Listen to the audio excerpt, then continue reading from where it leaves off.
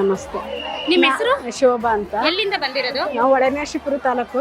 ಹೊಳೆನರಸೀಪುರದಿಂದ ಬಂದಿದ್ದೀರಾ ಈ ಕಡೆಗೆ? ಕೆರಗೋಡು ಅಂತ ಹಳ್ಳಿ. ಅಲ್ಲಿಂದ ನಾನು ಯೂಟ್ಯೂಬಲ್ಲಿ ನೋಡ್ಬಿಟ್ಟು ಬಂದಿದ್ದು. ನಮ್ಮ ಅಪ್ಪಂಗೆ ಸ್ಟ್ರೋಕ್ ಆಗಿತ್ತು. ಅದು ಹೋದ ವರ್ಷ ಬಂದು 7 ಸತಿ ಕಾಯಿ ಕಟ್ತೆ. ನಾವು 9 ಸತಿ ನನಗೆ ಹುಷಾರಾಯ್ತು ನಮ್ಮ ಅಪ್ಪಂಗೆ.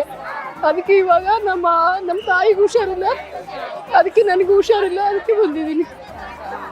ನನ್ನ ತಾಯಿ ಒಳ್ಳೇದ್ ಮಾಡ್ಲಿ ಕರವ ಅಂತ ನಾವು ತುಂಬಾ ಭಕ್ತಿಯಿಂದ ಬಂದಿದ್ದೀವಿ. ನಾವು ತುಂಬಾ ಭಕ್ತಿಯಿಂದ ಬಂದಿದ್ದೀರಾ. ಒಳ್ಳೇದಾಗಿದೆ ನಿಮಗೆ? ಒಳ್ಳೇದಾಗಿದೆ. ಫಸ್ಟ್ ಈ ಕಾಯಿ ಕಟ್ಟಿದಿರಲ್ಲ ನೀವು? ಹೌದು. ಆ ಕಾಯಿನ ಬಗ್ಗೆ ಏನ್ ಹೇಳಕ್ ಇಷ್ಟ? ಅದೇ ನಾವು 9 ಸತಿ ಕಾಯಿ ಕಟ್ಟಿದ್ದೇವೆ ಹೋದ ವರ್ಷ ಬಂದು. ಆ ಕಾಯಿ ಕಟ್ಟಿರೋದ್ರಿಂದ ನಿಮ್ಗೆ ತುಂಬಾ ಒಳ್ಳೇದಾಗಿದೆ. ನಿಮ್ ತಂದೆ ಹುಷಾರಾಗಿದ್ದಾರೆ. ಸ್ಟ್ರೋಕ್ ಆಗಿತ್ತು ಅವ್ರಿಗೆ. ಇವಾಗ ತುಂಬಾ ಆರೋಗ್ಯವಾಗಿದ್ದಾರೆ. ಇವಾಗ ನಮಗೂ ಆರೋಗ್ಯ ಸರಿ ಇಲ್ಲ, ನಮ್ಮ ಅಮ್ಮಂಗೂ ಹುಷಾರಿಲ್ಲ ಅಂತ ಬಂದಿದ್ದೀನಿ. ಈ ಸತಿ 6ನೇ ಸತಿ ಕಾಯಿ ಕಟ್ಟಿದ್ದೀನಿ. ತುಂಬಾ ಒಳ್ಳೇದಾಗಿದೆ ನಮ್ಗೆ.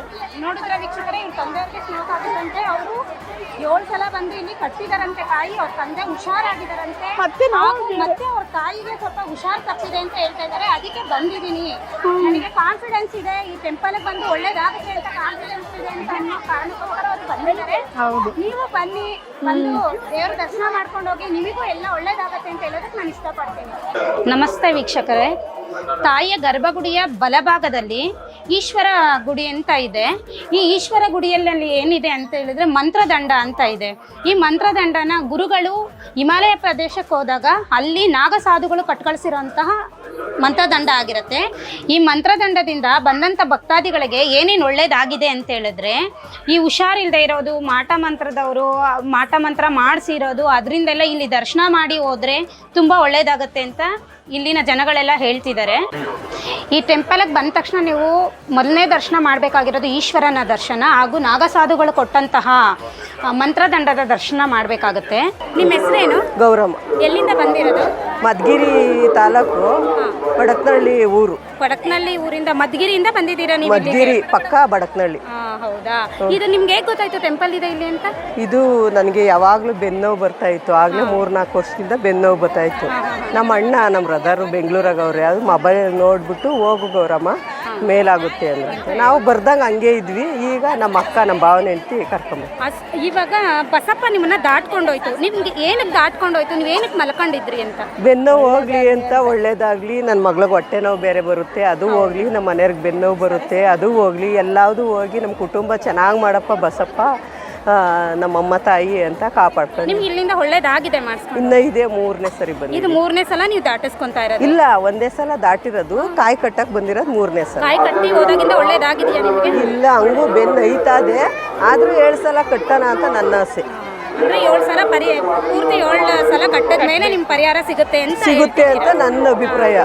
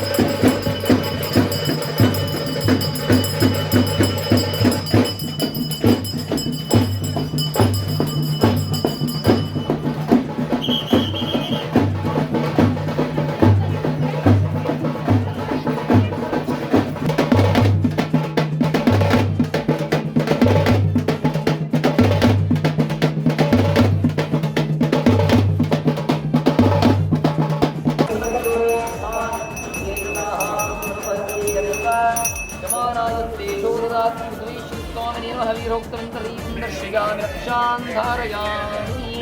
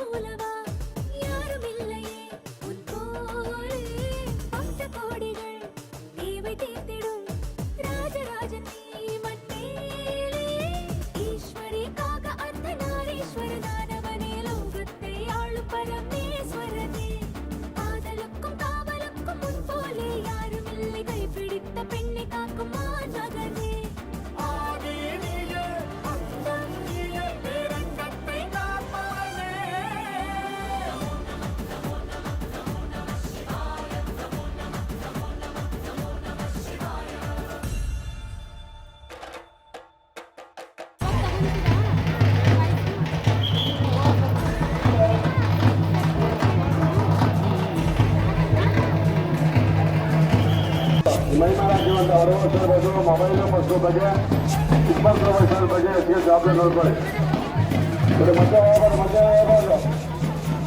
ಮತ್ತೆ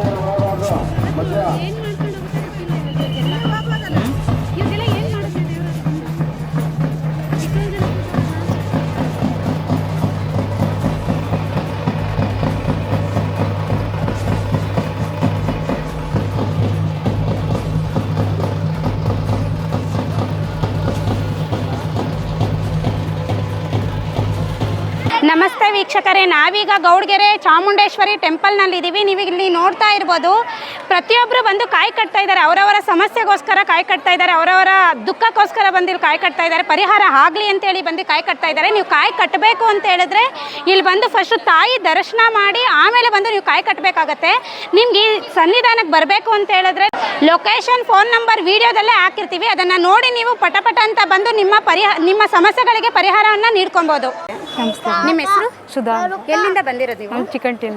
ನಿಮಗೆ ಟೆಂಪಲ್ ಬಗ್ಗೆ ಹೇಗೆ ಗೊತ್ತಾಯ್ತು? ಟೆಂಪಲ್ ಬಗ್ಗೆ ಯಾರು ಹೇಳಿದ್ರು ಅದು ಗೊತ್ತಾಯ್ತು. ಬೇರೆಯವ್ರು ಹೇಳಿ ನೀವು ಬಂದಿರೋದು. ಎಷ್ಟನೇ ಸಲ ಇದು ಬಂದಿರೋದು? ಇದು 6ನೇ ಸರಿ. 6ನೇ ಸಲ. ಕಾಯಿ ಕಟ್ಟಿದ್ದೀರಾ ನೀವು? ಕಟ್ಟಿದ್ದೀವಿ. ಕಾಯಿ ಕಟ್ಟಿದ್ದೀರಾ? ಕಾಯಿ ಕಟ್ಟಾಗಿಂದ ಒಳ್ಳೇದಾಗಿದೆ. ಏನಕ್ಕೆ ಅಂತ ಕೇಳ್ಕೊಂಡು ಕಾಯಿ ಕಟ್ಟಿರೋದು ನೀವು? ನಮ್ಮ ಮನೇಲಿ ಜಗಳ ಆಡ್ಬಾರ್ದು, ಚೆನ್ನಾಗಿ ನೋಡ್ಕೋಬೇಕು, ಗಂಡ ಹೆಂಡತಿ ಸಮಸ್ಯೆ ಇರಬಾರ್ದು ಅಂತ ಹೇಳಿ. ಇವಾಗ ಪರವಾಗಿಲ್ವಾ? ಆರಾಮಾಗಿಲ್ಲ.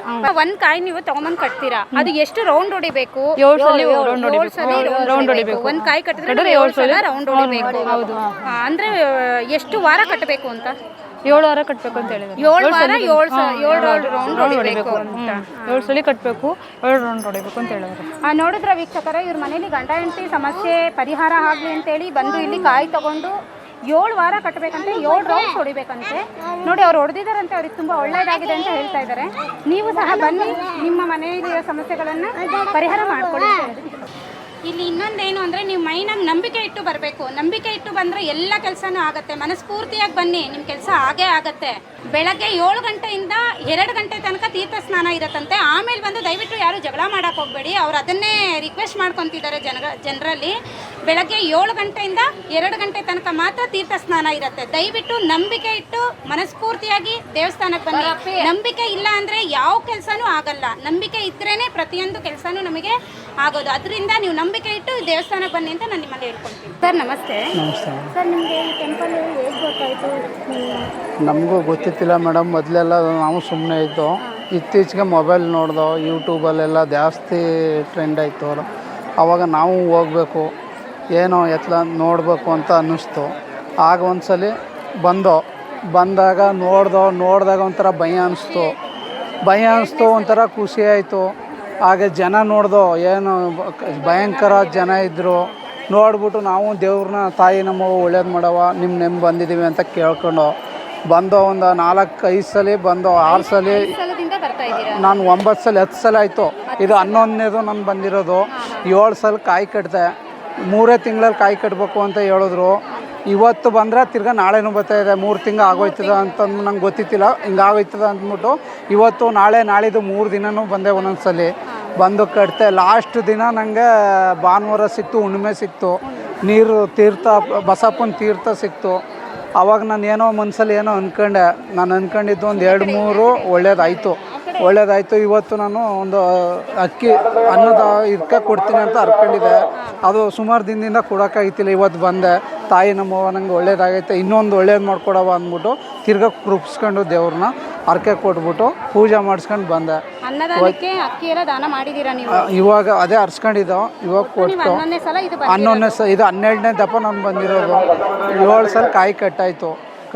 ಏನಿಲ್ಲ, ತಾಯಿ ನಮ್ಮವ್ವ ನೆಮ್ಕ ಬಂದವ್ರಿಗೆ ಒಳ್ಳೇದು ಮಾಡ್ತಾಳೆ.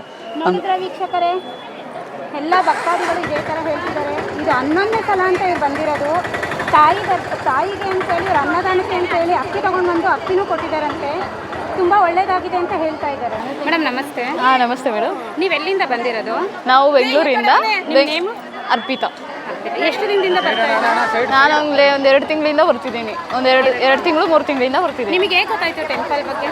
ಫೋನಲ್ಲಿ ನೋಡಿಬಿಟ್ಟೆ ನಾವು ಬಂದಿದ್ದು ಇಲ್ಲಿಗೆ. ಹಾಂ, ಏನು ಒಳ್ಳೇದಾಗಿದೆ ನಿಮಗೆ? ಆಗ್ತಿದೆ, ನಮಗೂ ಆಗ್ತಿದೆ, ಒಳ್ಳೇದು ಒಳ್ಳೇದಾಗ್ತಾ ಇದೆ. ತಾಯಿ ನಮ್ದಿನೇ ಒಳ್ಳೇದಾಗ್ತಾ ಇದೆ ಅಂತ ತುಂಬ ನಂಬ್ತಿದ್ವಿ, ಒಳ್ಳೇದಾಗುತ್ತೆ. ಮೇಡಮ್ ನಮಸ್ತೆ ಮೇಡಮ್. ನಿಮ್ಮ ಹೆಸರು? ಭಾಗ್ಯ ಅಂತ. ಎಲ್ಲಿಂದ ಬಂದಿರೋದು ನೀವು? ಅಡಕಮಣ್ಣಳ್ಳಿಯಿಂದ. ಈ ಟೆಂಪಲ್ ನಿಮಗೆ ಹೇಗೆ ಗೊತ್ತಾಯ್ತು ಅಂತ? ಅದೇ ಮೊಬೈಲಲ್ಲಿ ನೋಡಿದ್ವಿ, ಮಕ್ಳು ಇಲ್ದವ್ರಿಗೆ ಮಕ್ಳು ಕೊಡ್ತಾರೆ, ಒಳ್ಳೇದಾಗುತ್ತೆ ಅಂತ ಹೇಳಿದ್ರು, ಅದಕ್ಕೆ ಮಕ್ಕಳಿಲ್ಲ ಅಂತ ಮಕ್ಳು ಆಗ್ಬೇಕು ಅಂತ ಬೇಡ್ಕೊಂಡು ಬಂದಿದ್ದೀರಾ ನೀವು?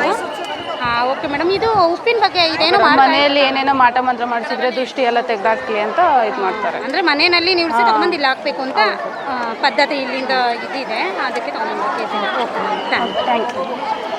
ನೋಡ್ತಾ ಇರ್ಬೋದು ವೀಕ್ಷಕರೇ, ನೀವು ಇಲ್ಲಿ ಉಪ್ಪು ರಾಶಿನೇ ಬಿದ್ದಿದೆ. ಏನಕ್ಕೆ ಬಿದ್ದಿದೆ ಇಲ್ಲಿ ಉಪ್ಪಿನ ರಾಶಿ ಅಂತ ಹೇಳಿದ್ರೆ, ಮನೆಯಲ್ಲಿ ಯಾರಿಗಾದರೂ ದೃಷ್ಟಿ ದೋಷ ಇದ್ದರೆ, ಮಾಟ ಮಂತ್ರ ಅದು ಇದು ಯಾರಾದರೂ ಮಾಡಿಸಿದ್ದಾರೆ ಅಂತ ಗೊತ್ತಾದರೆ ಮನೆಯಲ್ಲಿ ಒಂದು ಇಡೀ ಉಪ್ಪು ದೃಷ್ಟಿ ತೆಗೆದು ಇಲ್ಲಿ ಹಾಕಿದ್ರೆ ಅದು ಪರಿಹಾರ.